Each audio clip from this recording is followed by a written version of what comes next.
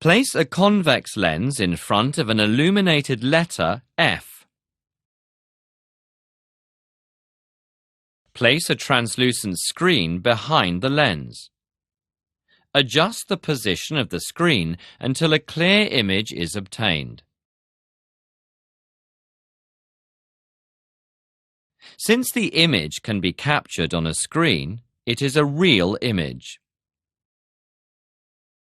If we move the screen slightly closer to or further away from the lens, what will happen to the image?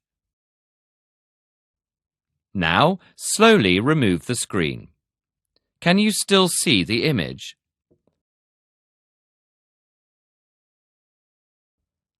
Move the convex lens towards the ray box until their distance becomes 5 centimeters.